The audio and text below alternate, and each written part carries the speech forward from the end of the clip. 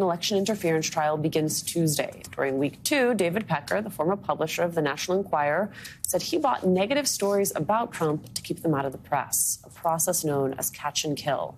Lachlan Cartwright, the Enquirer's executive editor at the time, writes this month in the New York Times, quote, "I had been managing a newsroom with improvised explosive devices planted everywhere, where Pecker told Michael Cohen he would act as the campaign's eyes and ears, a scheme to influence the 2016 election." Lachlan Cartwright, who's now a special correspondent for The Hollywood Reporter, joins us now. What a strange week for America. What a strange week for you, I imagine. A surreal week to be in court and to see David Pecker, who I've not seen since I left American media in the summer of 2017, and then see him detail in forensic detail to the jury, what was going on at this meeting where he goes to see Trump and Michael Cohen at Trump Tower just a couple of months after Trump announces he's running. And he says, after being asked, what can you do for us? What can you do for the campaign? He says, I'll be the eyes and ears. I'll purchase negative stories off the market and I'll run negative stories about your rivals while also promoting Donald Trump. Everything that I thought could potentially be going on, in real time as we're running these hit pieces, as I'm hearing about Karen McDougal, and I'd whisper to friends late at night in bars and say, there's something going on here. I think there could be some kind of deal. And then look at me and say, Lachlan, chill out. Like, you sound like a conspiracy theorist. Now I'm actually hearing it being confirmed by David Pecker in court. And my friends are now calling me back going, well, sorry, you weren't that crazy. And actually it turns out, well, I thought there was a potential of something going on, because we're running these coordinated hit pieces, Simone, week in, week out. Hillary, 6 months to live. Ted Cruz's father is involved with Lee Harvey Oswald. As one candidate's up in the polls, we're running a hit piece. And it seemed like there was some type of coordination, but I had no proof to go on. And then you had sort of the other thing that was going on with these catch and kills. That we'd gone through the process with Dino the doorman, paid him $30,000, which was a large sum of money to pay someone for a story, but also a story we weren't even running. And then when Dylan Howard told me about Karen McDougal, he said, I've just gone out to Los Angeles. I've interviewed this woman. She has a credible story about an affair with Donald Trump. I thought, brilliant. This is the type of scoop I came here to break. When are we running it? We're not. David Pecker has made the decision, he said, to buy the story, to kill it. And I thought, in what world are we living? I just want to know, did you ever ask why?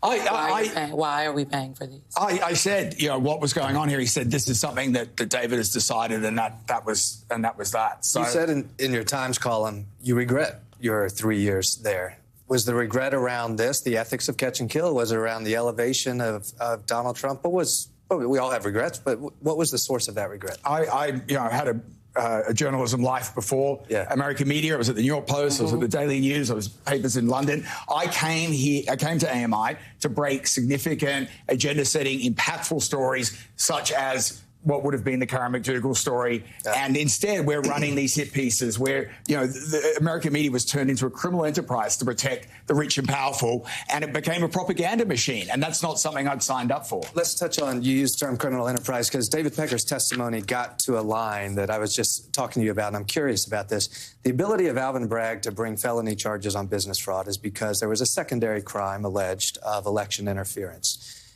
Pecker seemed to cut off some of his testimony as though there was a bit of attorney-client privilege for AMI, for himself, on perhaps counsel he had received.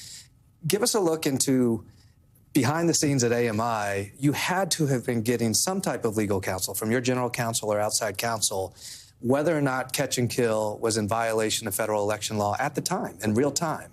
Was that counsel available to you? Was it modifying the behavior of Pecker and others? So what we've learned subsequent is that David Pecker was getting this legal guidance from the general counsel, who in one case actually outsourced someone to look at the Karen McDougal agreement. And that person, as we're learning in court, took half an hour to come back and say, this contract is safe to go, is good to go, because they're looking at a contract with all these provisions saying we're buying these fitness columns, we're buying these covers. That's how they were spinning this. That's how they were structuring Karen McDougal's deal. But as Dylan Howard told me, I'd gone out to Los Angeles to buy this story, to bury it, to take it off the market. There was no mention of fitness columns. That actually came later, after the Wall Street Journal broke the story, and I was the one that was instructed, hey, we now need to come up with these fitness columns. I had to assign a ghostwriter. The ghostwriter got Karen McDougal on the phone and was cribbing fitness tips from the internet. And the first column ran, and Karen McDougal called David Pecker in a rage because there was something in that column about vitamin C, and she wasn't okay with vitamin C, and so we had to get a new ghostwriter. Karen McDougal didn't even do the fitness columns, and he was ghostwritten. I mean, Lord, she does look good. We do have there's no sound coming out of court, but I do want to read for folks what this exchange that David Jolly is talking about. Pecker didn't want to purchase the Stormy Daniels story. That was part of the one of the bombshells, if you will, this past week in court from Thursday. Pecker says, Michael Cohen asked me to pay for the story to purchase it. I said, I'm not purchasing this story. I'm not going to be involved with the porn star. And I am not, which I immediately said, a bank. After paying out the doorman and paying out Karen McDougal, we're not paying any more monies. The prosecution said, how did Michael Cohen take that?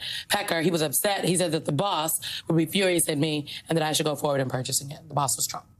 Yeah, I mean, he was annoyed that they'd put up, AMI, we had put up $30K for the doorman and then $150K for Karen McDougal, which he hadn't been paid back. So by the time Stormy Daniels comes on the scene, which is right off the Access Hollywood tape, which is crucial in the timing of what was going on in the thought process of not just AMI and David Pecker, but also the Trump campaign and Michael Cohen. But by the time that situation comes on, David Pecker, as he said, I'm not a bank. Like you guys have to handle this transaction, and that's ironically why we're here, because of the structure that Michael Cohen then went and did this hush money deal. I felt very much that this week was about substantiating the catch and kill scheme so that the jury could understand that there was some legalese that if you've ever been in a courtroom, was not necessarily being metabolized by the majority of the jury. It's legalese, hard to follow. It's not the storytelling piece of this.